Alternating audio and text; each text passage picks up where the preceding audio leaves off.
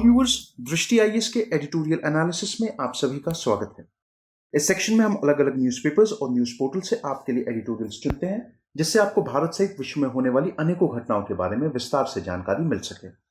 Dear viewers, इस section में सबसे पहले दिए गए एडिटोरियल को हम अपने यूपीएससी सिलेबस से लिंक करते हैं। उसके बाद कुछ महत्वपूर्ण की पॉइंट्स और अंत में कुछ इंपॉर्टेंट कॉन्सेप्ट्स जो यूपीएससी एग्जामिनेशन के पर्सपेक्टिव से जरूरी हैं, उन्हें देखते हैं। डियर व्यूअर्स, हम आशा करते हैं कि दृष्टि आईएएस की तरफ से लिए गए इस इनिशिएटिव को आप काफी पसंद करेंगे और आपके सुझाव हमारे लिए अत्यंत महत्वपूर्ण हैं। तो कृपया कमेंट सेक्शन में अपने सुझाव जरूर दें। तो चलिए बिना किसी देरी के शुरू करते हैं आज का एडिटोरियल एनालिसिस। प्रिय व्यूअर, यह वीडियो अंग्रेजी में भी उपलब्ध है। देखना चाहें तो आप हमारे इंग्लिश चैनल दृष्टि आईएएस इंग्लिश पर जाएं। आपकी सुविधा के लिए इस वीडियो के डिस्क्रिप्शन में इंग्लिश वीडियो का लिंक भी दिया गया है। आज का एडिटोरियल हमने द इकोनॉमिक टाइम्स न्यूज़पेपर से लिया है, जो कि 4 फरवरी 2021 को प्रकाशित हुआ है। आज के एडिटोरियल का शीर्षक है privatisation serves a public purpose. यदि आज के एडिटोरियल को हम अपने यूपीएससी सिलेबस से लिंक करें तो हम उसे जीएस पेपर 3, जिसमें सेक्शंस जैसे कि Indian economy and issues relating to planning and development इत्यादि से लिंक करके देख सकते हैं। आज के एडिटोरियल के कुछ प्रमुख बिंदु: केंद्रीय सार्वजनिक क्षेत्र के उद्यमों सीपीएसई की रणनीतिक बिक्री और निजीकरण पर वित्त मंत्री का बजट भाषण अदम्य साहसिक था। उन्होंने स्पष्ट कहा कि केवल 4 रणनीतिक क्षेत्रों में ही केंद्रीय सार्वजनिक क्षेत्र के उद्यमों की न्यूनतम सक्षम संख्या कार्यरत होगी और शेष सभी का निजीकरण किया जाएगा, जबकि गैर रणनीतिक क्षेत्रों में सक्रिय सभी केंद्रीय सार्वजनिक क्षेत्र के उद्यमों का निजीकरण कर दिया जाएगा। जैसा कि हम लोग जानते हैं कि 1 फरवरी को निर्मला सीतारमण जी ने जो बजट की स्पीच दी, उसमें उन्होंने इस बात पे बहुत जोर दिया, इस बात पे बहुत बल दिया कि जो सीपीएससी, जो केंद्रीय सार्वजनिक क्षेत्र के उद्यम हैं, उनमें उनकी एक स्ट्रैटेजिक सेल, जिसको हम लोग विनिवेश या फिर डिसइन्वेस्टमेंट के नाम से भी बुला सकते हैं, और साथ ही साथ प्राइवेटाइजेशन के संदर्भ में उन्होंने बात करी। उन्होंने ये कहा कि केवल 4 रणनीतिक क्षेत्रों में ही केंद्रीय सार्वजनिक क्षेत्र के उद्यमों की बेयर मिनिमम मतलब न्यूनतम सक्षम, जितने की आवश्यकता है, जो ऑप्टिमम है, उतना ही रखा जाएगा 4 रणनीतिक जो स्ट्रैटेजिक सेक्टर्स हैं उनमें। उसके अलावा जो जरूरत से ज्यादा लगेगा उसको डिसइन्वेस्ट कर दिया जाएगा या उसका विनिवेश कर दिया जाएगा। साथ ही साथ ये भी कहा कि गैर रणनीतिक क्षेत्रों में सक्रिय जितने भी केंद्रीय सार्वजनिक क्षेत्र के उद्यम हैं, उन सभी का निजीकरण किया जाएगा। अब व्यूअर्स, इससे पहले कि हम लोग आगे बढ़े, बहुत जरूरी है हमारे लिए ये समझना कि दरअसल स्ट्रैटेजिक सेक्टर और नॉन स्ट्रैटेजिक सेक्टर होता क्या है। अब देखिए, किसी भी इंडस्ट्री को हम स्ट्रैटेजिक तभी मानते हैं जब उस इंडस्ट्री के साथ कई तरीके के इनोवेशंस जुड़े हों, और साथ ही साथ वो इंडस्ट्री एक तरीके का इंफ्रास्ट्रक्चर मुहैया करवाती है, एक तरीके का जो इंफ्रास्ट्रक्चर है वो उपलब्ध कराती है उसी फील्ड से जुड़ी हुई बाकी इंडस्ट्रीज के लिए। शुरुआत में ये होता था कि जो स्ट्रैटेजिक, जो रणनीतिक सेक्टर्स थे, उनकी जो परिभाषा थी, उनको हम लोग जो इंडस्ट्रियल पॉलिसी थी उसके आधार पर तय किया करते थे। सरकार ने जो केंद्रीय सार्वजनिक क्षेत्र के उद्यम हैं उनको 2 हिस्सों में बांटा हुआ है, स्ट्रैटेजिक और नॉन स्ट्रैटेजिक, और समय समय पर इंडस्ट्रियल पॉलिसी के हिसाब से ये जो स्ट्रैटेजिक और नॉन स्ट्रैटेजिक क्षेत्र के जो उद्यम थे वो बदलते रहते थे। अब यदि हम लोग बात करें कि स्ट्रैटेजिक सेक्टर्स कौन कौन से थे, तो हम लोग देख सकते हैं कि भाई स्ट्रैटेजिक सेक्टर्स के संदर्भ में सबसे पहले आर्म्स और एम्यूनिशन, जो डिफेंस के इक्विपमेंट्स होते हैं, साथ ही साथ डिफेंस के एयरक्राफ्ट या वॉरशिप्स जैसे हम लोग देखते हैं, एटॉमिक एनर्जी के संदर्भ में बात करें, रेलवेज की बात करें, साथ ही साथ ये भी देखा गया है कि बैंकिंग, इंश्योरेंस, डिफेंस, एनर्जी, ये सभी स्ट्रैटेजिक सेक्टर की जो लिस्ट है उसका हिस्सा है। इसके अलावा बाकी जितने भी पीएसयू हैं वो सभी के सब नॉन स्ट्रैटेजिक सेक्टर की कैटेगरी में आते हैं। इसके बाद यह देखना जरूरी है कि यह विनिवेश रणनीति विवेकपूर्ण है, जहां नीतियों को इस प्रकार तय किया गया है कि निजी क्षेत्र की दक्षता का बेहतर लाभ उठाया जाए, विकासात्मक उद्देश्यों के लिए संसाधन उपलब्ध कराए जाएं और मूल्यवान अस्थियों की पुनः तैनाती या रीडिप्लॉय से इस इष्टतम लाभ अर्जित किया जाए। अब देखिए यहां पे जो विनिवेश को सपोर्ट करने के संदर्भ में जो बात की जा रही है, वो विनिवेश को सपोर्ट करने के संदर्भ में यह कहा जा रहा है कि विनिवेश से होगा क्या। विनिवेश से जो सबसे बड़ा जो फायदा बताया जा रहा है वो ये कि जो निजी क्षेत्र की जो दक्षता है, उसका जो निजी क्षेत्र की जो एफिशिएंसी है, उसका बेहतर तरीके से लाभ उठाया जाए। आने वाले समय में जो भी विकास से संबंधित जो उद्देश्य होंगे सरकार के अपने नागरिकों के लिए, उनको अचीव करने के लिए हमें संसाधनों की जरूरत है, तो वो संसाधन भी हमें यहां से उपलब्ध हो सकते हैं। साथ ही साथ कई ऐसे डिपार्टमेंट्स, कई ऐसे सेक्टर जो अब अपनी उस स्थिति में नहीं है जिसमें उनको होना चाहिए, उनको दोबारा से एक बार तैयार करके, खड़ा करके प्राइवेट सेक्टर की मदद से दोबारा से उन्हें एक लाभकारी एरिया या मैक्सिमम जितना बेनिफिट हम लोग उठा सकते हैं उतना बेनिफिट उनसे लिया जाए। अब ये तो बात हो गई यहां पे विनिवेश के संदर्भ में कि भाई सरकार का क्या ओपिनियन है।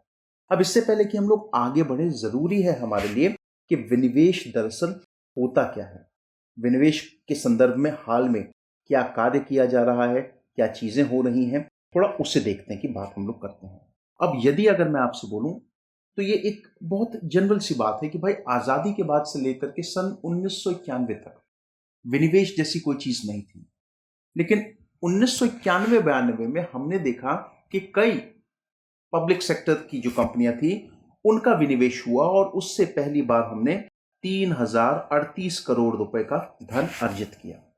कई विशेषज्ञों की माने कि यदि सही समय पर पीछे रह रही पीएसयूज में विनिवेश नहीं किया जाता है तो यह समस्या और अधिक गंभीर हो सकती है। हाल में हम लोग देख रहे हैं कि भारतीय अर्थव्यवस्था लगातार गिरावट में चल रही है।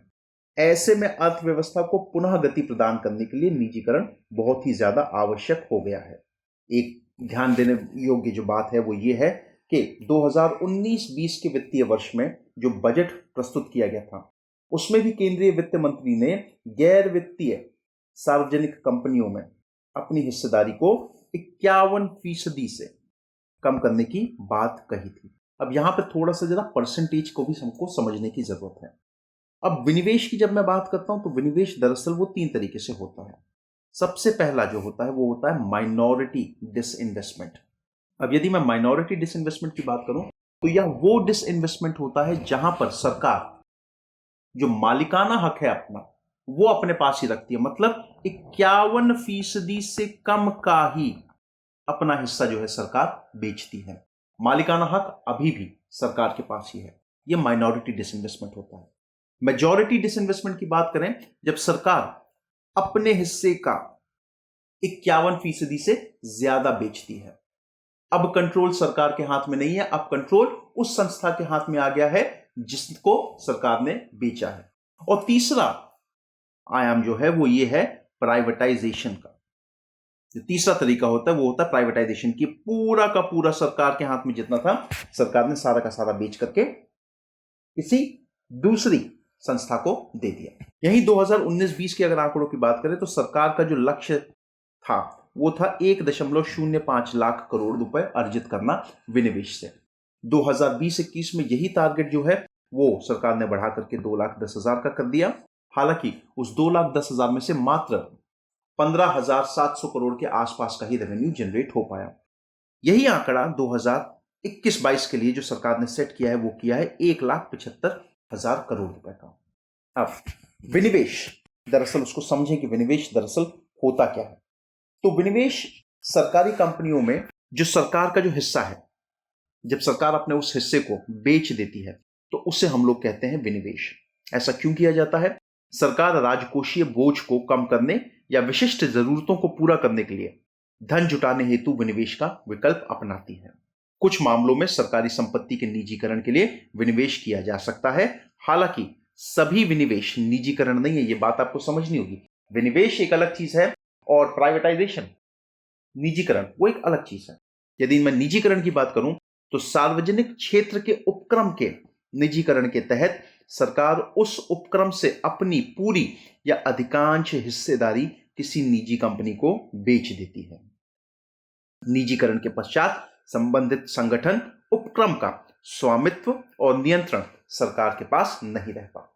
यदि हम लोग डिसइन्वेस्टमेंट के संदर्भ में बात करें तो एक बहुत जरूरी संस्था है जिसको हम लोग बोलते हैं DIPAM के नाम से भी हम इसको जानते हैं, दीपम आप इसको बुला सकते हैं, department of investment and public asset management या निवेश और सार्वजनिक संपत्ति प्रबंधन विभाग। सार्वजनिक क्षेत्र के उपक्रमों में केंद्र सरकार के विनिवेश संबंधी कार्यों के प्रबंधन हेतु 10 दिसंबर 1999 को केंद्रीय वित्त मंत्रालय के तहत विनिवेश विभाग की स्थापना की गई। 14 अप्रैल 2016 को विनिवेश विभाग का नाम बदल करके दीपम रख दिया गया। अब जो कारण अक्सर दिए जाते हैं विनिवेश के कारण क्या है, तो कुछ कारणों के संदर्भ में बात करें। जो पहला कारण जो बताया जाता है वह ये कि वर्तमान में अधिकांश PSUs ऐसे क्षेत्रों में सक्रिय हैं जहां निजी क्षेत्र की कंपनियां कम लागत में बेहतर कार्य कर रही हैं और PSUs निजी क्षेत्र की प्रतिस्पर्धा में पीछे रह गई हैं। कॉम्पिटिटिव एनवायरनमेंट उसकी कमी है। दूसरा, नवीनीकरण का अभाव, यह सबसे बड़ा मुद्दा है। अधिकांश PSUs में समय के साथ तकनीक के नवीनीकरण के अभाव में इनका संचालन बहुत ज्यादा खर्चीला हो गया है। सार्वजनिक क्षेत्र की कई अन्य कंपनियों के घाटों के कारण उनमें भूमि के अतिरिक्त बहुत ही कम संपत्ति बची है। अभी जैसा कि हम लोग जानते हैं कि सरकार ने भारत पेट्रोलियम कॉर्पोरेशन लिमिटेड को विनिवेश के लिए चिन्हित किया है। आर्थिक दृष्टिकोण से BPCL इस सूची की सबसे महत्वपूर्ण कंपनियों में से एक है। अब यहां पर अब हम लोग अगर देखें तो BPCL के साथ साथ एक और हिंदुस्तान पेट्रोलियम कॉर्पोरेशन लिमिटेड का प्रबंधन जो है वो अब ONGC oil and natural gas corporation को दे दिया गया है। अब ये भी कई बार कहा जाता है कि भाई विदेशी निवेश की जो संभावनाएं हैं वो काफी बढ़ेंगी और साथ ही साथ हम लोग देख सकते हैं कि भाई अभी हालिया जो एक तरीके का ट्रेड वॉर चल रहा है, व्यापार युद्ध चल रहा है अमेरिका और चीन के साथ, और साथ ही साथ ये जो कोविड-19 की जो अनिश्चितता हुई है, तो वैश्विक स्तर पर हमें ऐसे निवेशकों की आवश्यकता है जहां पे जिनके साथ मिलकर के हम लोग बेहतर प्रगति की ओर बढ़ सकें। कई सारे जो लाभ बताए जाते हैं वो ये कि विनिवेश PSU स्वामित्व का एक बड़े हिस्से को खुले बाजार के लिए उपलब्ध कराएगा, जो देश में एक मजबूत पूंजी बाजार की स्थापना का अवसर देगा। PSUs में विनिवेश के माध्यम से सरकार को देश की अर्थव्यवस्था पर पड़े कोविड-19 के नकारात्मक प्रभावों से उबरने और राजकोषीय घाटे को कम करने में सहायता प्राप्त होगी। साथ ही साथ जॉब क्रिएशंस, प्राइवेट सेक्टर जब यहां पे आएगा तो ज्यादा जॉब क्रिएशंस होने की भी संभावनाएं हैं। अब जो चुनौतियां हैं यहां पर वो कई सारी हैं। जो सबसे प्रमुख चुनौतियों में से एक है वो ये कि जो कर्मचारी इस समय PSUs में काम कर रहे हैं उनकी रोजगार सुरक्षा की गारंटी सरकार कैसे देगी। साथ ही साथ विपक्ष को समझाना और जितनी भी जो ट्रेड यूनियंस हैं उनको किस तरीके से सरकार समझा करके आगे अपने साथ लेकर के बढ़ सकती है। अब यदि आज के संदर्भ में हम लोग बात करें और ये देखें कि भाई भारत को कौन सी पॉलिसी अपनानी चाहिए, तो भारत को ये समझना पड़ेगा, ये देखना पड़ेगा कि जो जरूरत है भारत को वो आगे बढ़ने की है। यदि कर्मचारियों के हितों का ध्यान रखा जाता है और एक तरीके से सब कुछ प्राइवेटाइज ना किया जाए तो कहीं ना कहीं ये जो विनिवेश का जो फैसला है ये भारतीय अर्थव्यवस्था के लिए बेहतर हो सकता है। लेकिन यहां पर भी अभी हमें ध्यान देने की जरूरत है कि हमें सबसे पहले जो सर्वोपरि जो कर्मचारी हैं उनके संदर्भ में बात करनी पड़ेगी और ये ध्यान रखना पड़ेगा कि जो भारत के जो संसाधन हैं, भारत के जो रिसोर्सेस हैं, उसका सबसे ज्यादा इस्तेमाल और सबसे ज्यादा फायदा वो भारत की जनता को हो, ना कि किसी प्राइवेट कंपनी को जो बाहर से आई है। अब बात करते हैं वर्तमान परिदृश्य के संदर्भ में। तथ्य यह है कि वर्तमान में CPSEs मामूली रिटर्न ऑन इक्विटी ही प्रदान करते हैं और CPSEs से प्राप्त मुनाफे का 2/3 से अधिक हिस्सा मात्र 3 क्षेत्रों पेट्रोलियम, कोयला और बिजली तक सीमित है, जबकि 150 से अधिक CPSEs भारी घाटे में चल रही हैं, जो लगभग 45,000 करोड़ रुपए प्रतिवर्ष है। अब यदि अगर हम लोग वर्तमान में जितनी भी ये जो सार्वजनिक क्षेत्र की जो केंद्रीय सार्वजनिक क्षेत्र के जो उपक्रम है, अगर हम लोग उनका रिटर्न देखें तो वो रिटर्न बहुत ही मामूली सा रिटर्न है। और यदि टोटल मुनाफे की बात की जाए तो जितना मुनाफा अर्जित होता है प्रतिवर्ष उसमें से लगभग 2/3 मतलब 66.66% जो है वो मात्र 3 क्षेत्रों पेट्रोलियम, कोयला और बिजली से ही आता है। एक आंकड़े के अनुसार लगभग 150 से अधिक सीपीएससीज ऐसी हैं जो सालाना मिला करके 45,000 करोड़ का नुकसान जो है वो उठा रही हैं। अब ये नुकसान किसके ऊपर आ रहा है? ये एक्सचेकर के ऊपर आ रहा है। इन सब मसलों को देखने की, ध्यान देने की जरूरत है हमें। सीपीएससीज द्वारा पारदर्शी बोर्ड प्रबंधित कॉर्पोरेट शासन के साथ अपनी उत्पादकता के स्तर में सुधार लाने के प्रयासों के बीच भी निजीकरण और सार्वजनिक क्षेत्र की अस्थियों में वृहत हिस्सेदारी के प्रश्न पर राजनीतिक वर्ग को एक स्पष्ट सर्वसम्मति तक पहुंचना ही होगा।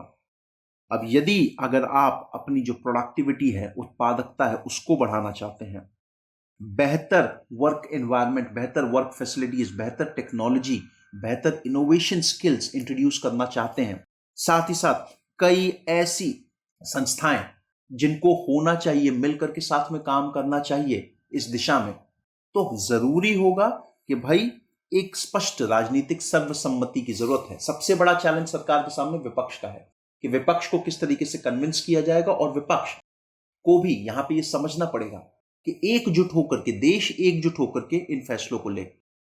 इसके साथ ही केंद्र को सीपीएसई के ट्रेड यूनियनों से संवाद करना चाहिए और उन्हें यह विश्वास दिलाने का प्रयास करना चाहिए कि निजी क्षेत्र के लिए वृहत निवेश अवसर वृहत लाभ लेकर आएगा। मैंने आपको पहले भी बताया जो सबसे बड़ा चैलेंज है सरकार के सामने वो है ट्रेड यूनियंस। उनको कैसे कन्विंस किया जाए। अब ये सरकार की नीतियों पे डिपेंड करेगा, सरकार की स्किल्स पे डिपेंड करेगा कि वो किस तरीके से ट्रेड यूनियंस को कन्विंस करते हैं कि ये जो हो रहा है, ये जो विनिवेश की जो पॉलिसी है, ये उनकी नौकरियां नहीं लेकर के जाएगा, बल्कि उनको और बेहतर वर्क एनवायरनमेंट और बेहतर टेक्नोलॉजी के बीच काम करने का मौका दिलाएगा। साथ ही साथ आने वाले समय में उनको ये भी महसूस कराना पड़ेगा कि ये आपके लिए कोई खतरा नहीं है। तभी जाकर के ये जो विनिवेश का जो प्रोसेस सरकार ने सोचा है वो सक्सेसफुल हो सकता है। आगे का रास्ता, अगले वित्त वर्ष के लिए 1.75 लाख करोड़ रुपए का विनिवेश लक्ष्य रखा गया है, जो कठिन प्रतीत होता है। देखिए, जो सरकार ने इस वर्ष के लिए, इस फिस्कल ईयर 2021-22 के लिए जो विनिवेश टारगेट रखा है वो 1.75 लाख करोड़ का है।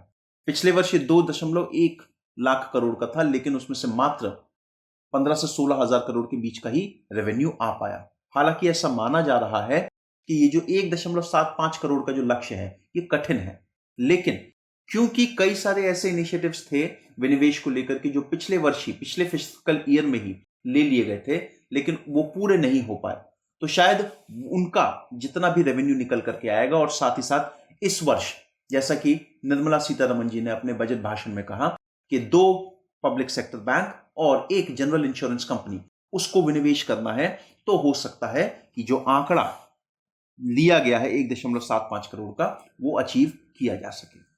सार्वजनिक क्षेत्र के 2 बैंकों और एक सामान्य बीमा कंपनी का भी निजीकरण किया जाएगा। सीपीएसई में परिसंपत्ति मूल्यों को रियल एस्टेट की तरह अनलॉक करने के लिए एक विशेष उद्देश्य वाहन का निर्माण करना केंद्र का संकल्प विवेकपूर्ण है, और इतना ही विवेकपूर्ण होगा कि रुंगड़ और घाटे में चल रही इकाइयों को समय रहते बंद कर दिया जाए। यह बहुत बड़ा फैसला हो सकता है सरकार के लिए कि जो कंपनियां लगातार काफी लंबे समय से घाटे में चल रही हैं, अब उनको ना ढो करके उनको प्राइवेटाइज किया जाए, उनमें डिसइन्वेस्टमेंट किया जाए, ताकि एक बेहतर ऊर्जा के साथ, एक बेहतर नई टेक्नोलॉजी के साथ दोबारा से उन सभी उपक्रमों को खड़ा किया जा सके जो आज के समय में काफी नुकसान में चल रहे हैं। और यदि इस तरीके से इसको अचीव किया गया, तभी हम कह सकते हैं कि निजीकरण एक सार्वजनिक उद्देश्य की पूर्ति करेगा। लेकिन जरूरी यह है कि ये सभी चीजें बहुत बेहतर नीतियों के तहत की जाएं, क्योंकि आने वाले समय की अगर हम लोग बात करें तो वर्तमान में जो सार्वजनिक क्षेत्र की कुछ कंपनियां सरकार पर जो अनावश्यक भार बनकर के रह गई हैं, ऐसी कंपनियों में विनिवेश बहुत आवश्यक हो गया है। सरकार को पीएसयूज में विनिवेश के अपेक्षित धन प्राप्त करने हेतु अधिक से अधिक बोलीदाताओं को आकर्षित करने के लिए एक व्यापक नीति का निर्माण करना पड़ेगा। और सबसे बड़ी बात, सरकार को बजट के लिए आवश्यक धन के दबाव में ना रहकर विनिवेश की प्रक्रिया को निष्पक्ष और पारदर्शी बनाने पर विशेष ध्यान देना चाहिए। हालांकि इस प्रक्रिया में निर्धारित अवधि से अधिक समय लग सकता है, लेकिन कोई बात नहीं, जो पूरा प्रोसेस है वो ट्रांसपेरेंट होना चाहिए और निष्पक्ष होना चाहिए। तो व्यूअर्स, ये था आज का एडिटोरियल एनालिसिस। आज के एडिटोरियल से संबंधित जो प्रश्न बन सकता है वो कुछ इस प्रकार है कि विनिवेश से आप क्या समझते हैं? देश में आर्थिक क्षेत्र में आई गिरावट को ध्यान में रखते हुए केंद्र सरकार द्वारा सार्वजनिक क्षेत्र के उपक्रम में विनिवेश के निर्माण की समीक्षा कीजिए। तो व्यूअर्स, आई होप आप सभी को ये एडिटोरियल एनालिसिस पसंद आया हो। धन्यवाद।